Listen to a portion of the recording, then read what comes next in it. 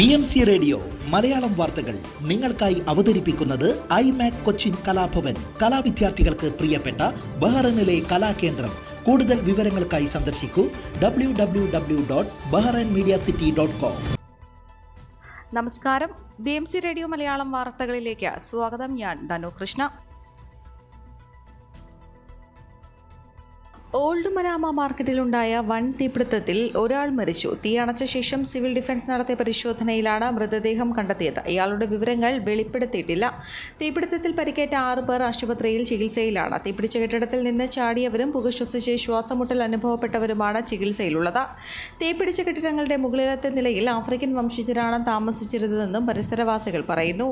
ഷെയ്ഖ് അബ്ദുള്ള റോഡിലെ city max ഷോപ്പിന് പിറകിലുള്ള ഷോപ്പിനാണ് ബുധനാഴ്ച വൈകുന്നേരം 4-നോടടുപ്പിച്ച് തീപിടുത്തമുണ്ടായത്.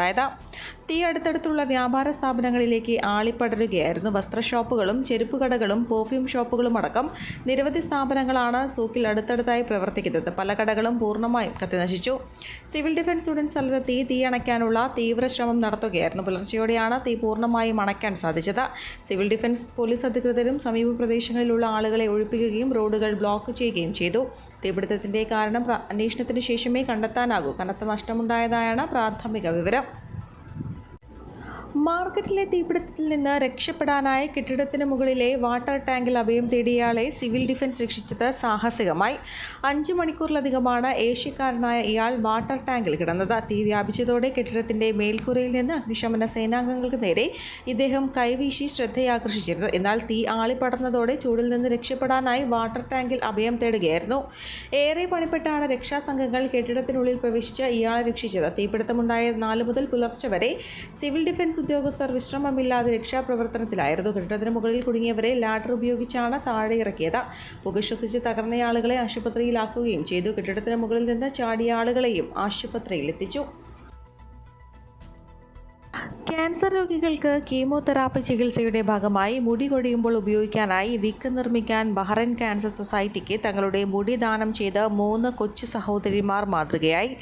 ആലപ്പുഴ കുട്ടനാട് സ്വദേശി സുരേഷ് കുമാർ ശശിധരൻ്റെയും നിഷ സുരേഷിൻ്റെയും മകളായ ദേവഗംഗ സുരേഷ്, ഭാഗ്യശ്രീ സുരേഷ്, ഭവ്യശ്രീ സുരേഷ് എന്നിവർ Bahrain cancer society executive manager Ahmed അലിക്ക് മാതാപിതാക്കളോടൊപ്പം ബഹ്റൈൻ ക്യാൻസർ സൊസൈറ്റിയിൽ വെച്ചാണ് മുടി കൈമാറിയത്.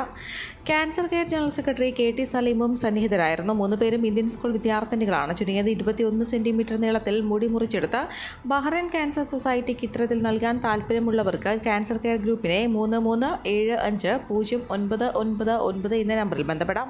തികച്ചും സൗജന്യമായാണ് ബഹ്റൈൻ ക്യാൻസർ സൊസൈറ്റി കുട്ടികളടക്കമുള്ള ക്യാൻസർ രോഗികൾക്ക് വിഗ് നൽകി വരുന്നത്.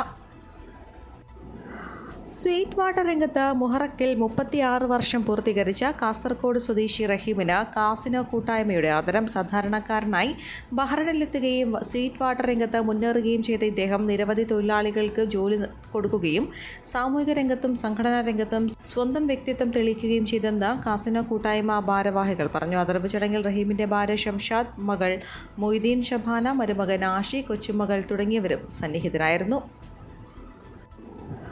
മനാമ സൂക്ക് തീപിടുത്തത്തിനിരയായവർക്ക് സഹായം എത്തിച്ച ലൈറ്റ്സ് ഓഫ് കൈൻഡ്നസ് പ്രതിനിധികളായ സയ്യിദ് ഹനീഫ്, ഷിഹാബ് അലി രമണൻ, ഐഷ നിഹാര എന്നിവർ ഭക്ഷണ സാധനങ്ങളും മറ്റും വിതരണം ചെയ്തു. സ്ഥിതിഗതികൾ സാധാരണ നിലയിലാകുന്നതുവരെ സഹായം നൽകുമെന്നും ഭാരവാഹികൾ അറിയിച്ചു.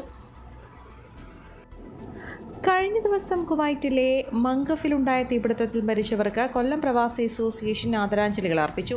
പെട്ടെന്നുണ്ടായ ദുരന്തത്തിൽ ജീവൻ നഷ്ടപ്പെട്ടവരുടെ ആശ്രിതർക്ക് അടിയന്തര സഹായം എത്തിക്കാൻ കേന്ദ്ര സംസ്ഥാന സർക്കാരുകൾക്ക് ആവശ്യമായ നടപടികൾ സ്വീകരിക്കണമെന്നും മരിച്ചവരുടെ ഭൗതികദേഹം നാട്ടിലെത്തിക്കുന്നതിനും പരിക്കേറ്റവർക്കുള്ള തുടർ ചികിത്സ ഉറപ്പാക്കുന്നതിനും മന്ത്രിതല സംഘത്തെ കുവൈറ്റിലേക്ക് അയക്കണമെന്നും പ്രസ്താവനയിൽ ആവശ്യപ്പെട്ടു. കുവൈറ്റിലെ NPTC സ്റ്റാഫ് ക്വാർട്ടേഴ്സിലുണ്ടായ അത്യാഹിതത്തിൽ ബഹ്റൈൻ OICC ദേശീയ കമ്മിറ്റി അനുശോചനം രേഖപ്പെടുത്തി. അത്യാഹിതത്തിൽ നിന്ന് രക്ഷപ്പെട്ട ആളുകൾക്ക് ഏറ്റവും നല്ല ചികിത്സ ലഭ്യമാക്കാൻ അധികാരികൾ ശ്രദ്ധിക്കണം. മരിച്ചവരുടെ കുടുംബങ്ങൾക്ക് അർഹമായ സാമ്പത്തിക സഹായവും കുടുംബത്തിൽപ്പെട്ട ആളുകൾക്ക് ജോലി ലഭ്യമാക്കാൻ വേണ്ട നടപടികളും NPTC ഉടമസ്ഥർ കൈക്കൊള്ളണം. അടിയന്തര സാഹചര്യത്തിൽ ഇടപെടുന്ന സർക്കാർ സംവിധാനങ്ങൾ മറ്റ് ലേബർ ക്യാമ്പുകളിൽ ഇനിയും ഇങ്ങനെയുള്ള അപകടങ്ങൾ ഉണ്ടാകാതിരിക്കാനുള്ള മുൻകരുതലുകൾ എടുക്കണമെന്നും കമ്മിറ്റി അഭ്യർത്ഥിച്ചു.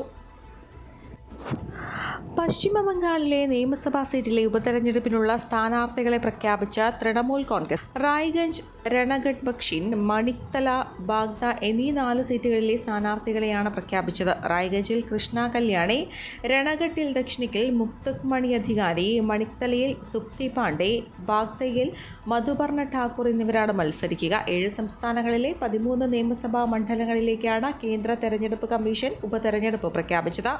ബീഹാർ, തമിഴ്നാട്, പഞ്ചാബ്, മധ്യപ്രദേശ് എന്നിവിടങ്ങളിലെ ഓരോ സീറ്റ് വീതവും ഉത്തരാഖണ്ഡിൽ 2 സീറ്റ്, ഹിമാചൽ പ്രദേശിൽ 3 സീറ്റ്, പശ്ചിമ ബംഗാളിൽ 4 സീറ്റ് എന്നിങ്ങനെയാണ് ഉപതെരഞ്ഞെടുപ്പ് നടക്കുന്ന സംസ്ഥാനങ്ങൾ. നിലവിലെ MLAമാർ രാജിവെക്കുകയും മരണപ്പെടുകയും ചെയ്തതോടെയാണ് ഉപതെരഞ്ഞെടുപ്പിന് കളമൊരുങ്ങിയത്. ജൂലൈ 10-നാണ് സംസ്ഥാനത്ത് ഉപതെരഞ്ഞെടുപ്പ് നടക്കുക. 13-ന് ഫലം പ്രഖ്യാപിക്കും. സർക്കാർ സ്കൂളുകളിൽ പഠനം പൂർത്തിയാക്കി കോളേജുകളിൽ ചേരുന്ന വിദ്യാർത്ഥികൾക്ക് പ്രതിമാസം 1000 രൂപ അനുവദിക്കുന്ന തമിഴ് പുതൽവൻ പദ്ധതി ഓഗസ്റ്റ് മുതൽ നടപ്പാക്കുമെന്ന് തമിഴ്നാട് മുഖ്യമന്ത്രി MK സ്റ്റാലിൻ അറിയിച്ചു. 3 ലക്ഷം പേർക്ക് പ്രയോജനപ്പെടുന്ന പദ്ധതിക്കായി ഈ വർഷം 360 കോടി രൂപ നീക്കിവെക്കും. സർക്കാർ സ്കൂളുകളിൽ 6 മുതൽ +2 വരെ പഠിച്ച വിദ്യാർത്ഥികൾ ബിരുദ പ്രൊഫഷണൽ കോഴ്സുകൾക്ക് ചേരുമ്പോഴാണ് ആനുകൂല്യം ലഭിക്കുക. പെൺകുട്ടികൾക്ക് വേണ്ടി പുതുമൈ പെൺ പദ്ധതി നേരത്തെ നടപ്പാക്കിയിരുന്നു. തമിഴ്നാട്ടിലെ സർക്കാർ ജീവനക്കാർക്ക് ക്ഷാമബത്തയിൽ 9% വർധന 2024 ജനുവരി 1 മുതൽ മുൻകാല പ്രാബല്യമുണ്ട്. ജീവനക്കാരുടെ DA നിരക്ക് അടിസ്ഥാന ശമ്പളത്തിന്റെ 239% ഉയർത്തും. തെലങ്കാനയിൽ 6 വയസ്സുകാരിയെ തട്ടിക്കൊണ്ടുപോയി ബലാത്സംഗം ചെയ്ത് കൊലപ്പെടുത്തിയ സംഭവത്തിൽ ട്രക്ക് ഡ്രൈവർ പിടിയിൽ. ഉത്തർപ്രദേശ് സ്വദേശിയായ ബൽറാം എന്നയാളാണ് പിടിയിലായത്. തെലങ്കാനയിലെ പെടപ്പള്ളിയിൽ രാത്രി 11-ഓടെയായിരുന്നു സംഭവം. കുട്ടിയുമായി പ്രതി നടക്കുന്നതിൻ്റെ ദൃശ്യങ്ങൾ നേരത്തെ CCTVയിൽ കണ്ടെത്തിയിരുന്നു. രാത്രി അമ്മയ്ക്കൊപ്പം മരിമില്ലിന് പുറത്ത് കിടക്കുകയായിരുന്ന കുട്ടിയെ പ്രതി തട്ടിക്കൊണ്ടുപോവുകയും സമീപത്തെ ആളൊഴിഞ്ഞ പ്രദേശത്ത് എത്തിച്ച ശേഷം പീഡിപ്പിക്കുകയും പിന്നാലെ കൊലപ്പെടുത്തുകയുമായിരുന്നു. ഉറക്കത്തിൽ നിന്ന് എഴുന്നേറ്റപ്പോഴാണ് കുട്ടിയെ കാണാതായ വിവരം അമ്മ അറിയുന്നത്. തുടർന്ന് മറ്റുള്ളവരെ വിവരം അറിയിക്കുകയും പിന്നാലെ കുട്ടിയുടെ മൃതദേഹം കണ്ടെത്തുകയുമായിരുന്നു.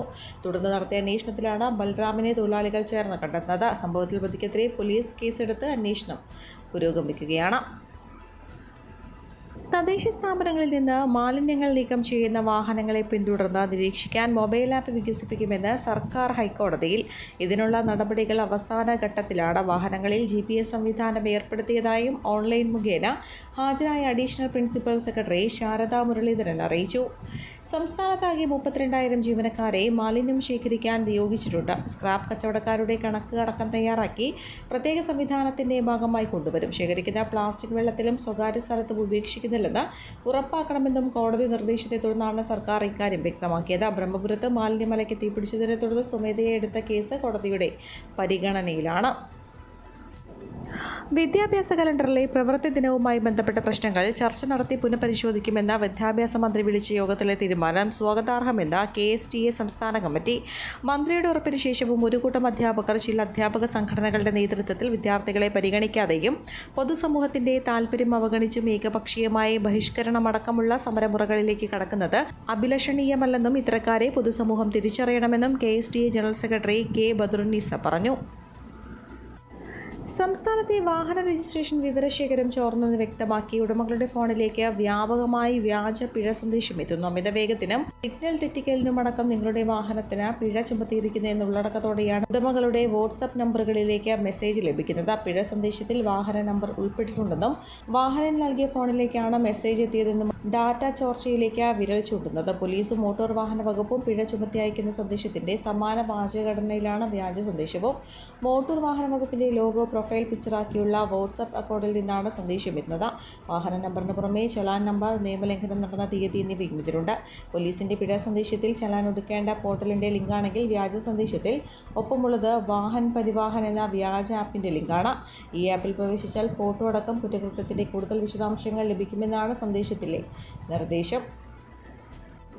ബലിപെരുന്നാൾ ദിനത്തിൽ സർക്കാർ സ്കൂളുകളിലെ പ്രധാനാധ്യാപകർക്ക് ഡ്യൂട്ടി നൽകിയ നടപടി വിദ്യാഭ്യാസ വകുപ്പ് പിൻവലിച്ചു. തസ്തിക നിർണ്ണയവുമായി ബന്ധപ്പെട്ട വിവരങ്ങൾ സ്ഥിരീകരിക്കാനായി നിശ്ചയിച്ച 16, 17 തീയതികൾക്ക് പകരം മറ്റ് 2 ദിവസമാണ് പകരം നിശ്ചയിച്ചത്.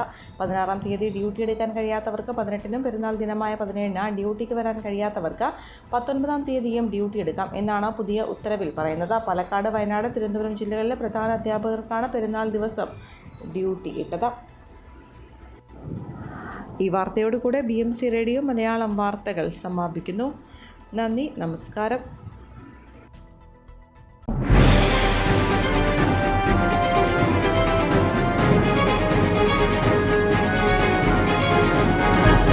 BMC റേഡിയോ മലയാളം വാർത്തകൾ നിങ്ങൾക്കായി അവതരിപ്പിക്കുന്നത് ഐമാക് കൊച്ചിൻ കലാഭവൻ. കലാവിദ്യാർത്ഥികൾക്ക് പ്രിയപ്പെട്ട ബഹ്റൈനിലെ കലാകേന്ദ്രം. കൂടുതൽ വിവരങ്ങൾക്കായി സന്ദർശിക്കൂ www.bahrainmediacity.com.